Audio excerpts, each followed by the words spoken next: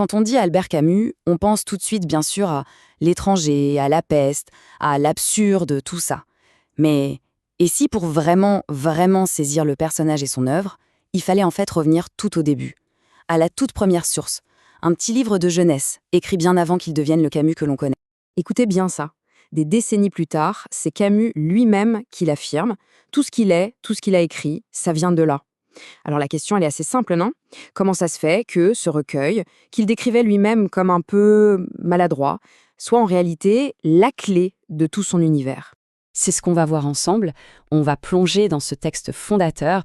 On va tenter en quelque sorte de décrypter ce qui est un peu le code source de toute la pensée de Camus. C'est parti. Alors, première étape. Pourquoi est-ce que ce livre a une place si spéciale, si intime pour lui? Pour comprendre, il faut retourner en arrière. On part en Algérie, dans la jeunesse de Camus. C'est là que tout se joue, entre deux forces complètement opposées qui vont le façonner pour la vie. D'un côté, il y a la misère, la vraie, la dure, celle qui nous apprend très vite que non, la vie, c'est pas un conte de fées. Et de l'autre, le soleil. Mais pas n'importe lequel.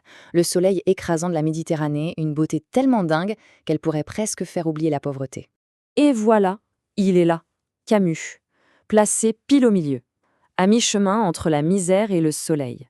C'est cette position, cet équilibre un peu fou entre la souffrance et la joie qui va devenir le socle de toute sa pensée. Il ne peut pas choisir son camp. Il ne peut pas dire « tout est horrible » ou « tout est magnifique ». Non, il est obligé de prendre les deux.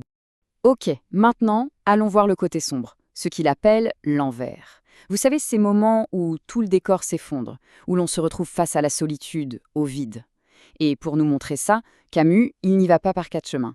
Il utilise des petites histoires, des anecdotes d'une lucidité presque cruelle. Il nous le montre avec une histoire qui prend aux tripes, une histoire qui révèle la terreur de l'abandon et les limites de la foi quand on est seul. Il raconte l'histoire d'une vieille femme, malade, immobile. Elle ne peut plus rien faire, à part prier. Et sa famille, sa famille en a marre. Agacée par ses prières constantes, elle décide de sortir et de la laisser toute seule pour la soirée. Et pour aller où? Au cinéma. Voir un film marrant. La banalité du truc est terrible. C'est l'indifférence à l'état pur. Le petit plaisir personnel qui passe avant la compassion la plus simple.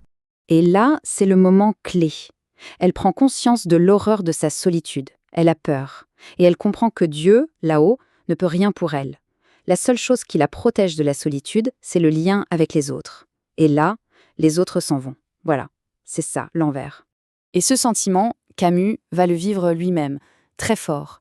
Il raconte un voyage, seul, à Prague, loin de chez lui, loin de tout ce qu'il connaît. Et là, c'est l'angoisse totale. Il l'écrit magnifiquement. Le rideau des habitudes se relève. Et derrière, qu'est-ce qu'il y a? L'inquiétude. On se retrouve face à soi-même. Et là, il nous met au défi d'être heureux. C'est ça l'envers, en fait. C'est quand toutes nos petites routines, tout ce qui nous rassure, disparaît. On est nu, face au vide. Bon, on a vu le côté sombre. Mais attention, changement radical de décor. Accrochez-vous bien, parce qu'après l'envers, Camus nous balance en pleine face la lumière aveuglante de l'endroit. Souvenez-vous, l'angoisse de Prague. Eh bien, il quitte Prague, il arrive en Italie, et là, c'est une renaissance. Une vraie. Le soleil, la mer, le paysage, ça agit comme un remède. C'est un retour au corps, au physique, à l'immédiat. Comme il le dit, dans la magnificence de la nature, l'esprit renaît. Et l'endroit, c'est ça. C'est une fête pour les sens. Ce n'est pas une idée, pas un concept, c'est physique. C'est les pierres jaunes d'un cloître qui chauffent au soleil. C'est le bruit et la fureur d'un cabaret en Espagne. C'est l'odeur du romarin sur une colline, la courbe parfaite d'une autre qui plonge dans la mer. C'est le goût des raisins sur un marché. On est dans une adhésion totale, presque animale au monde. Mais attention, c'est là que ça devient fascinant. Cet amour fou de la vie, il n'existe que parce qu'on sait que tout ça va s'arrêter. C'est une passion silencieuse pour ce qui allait peut-être m'échapper. C'est ça qui est puissant. La beauté est 1000 fois plus intense parce qu'on sait qu'elle est fragile, qu'elle est passagère.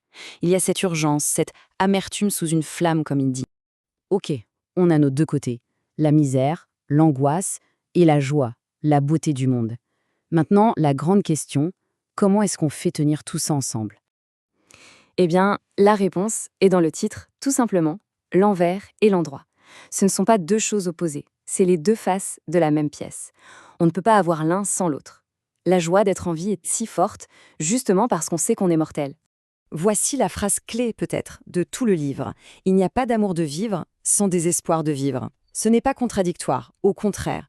C'est le désespoir, la conscience de notre finitude, qui donne tout son prix, toute son intensité à l'amour de la vie. Donc au final, la leçon c'est quoi? Ce n'est surtout pas de choisir un camp. Il ne s'agit pas de dire la vie est absurde, tout est nul, ou à l'inverse, de se voiler la face en disant tout va bien. Non. Le vrai courage, la vraie lucidité selon Camus, c'est de tout prendre, de garder les yeux grands ouverts sur la lumière et en même temps sur la mort. Et c'est ça la question qu'il nous laisse, au fond.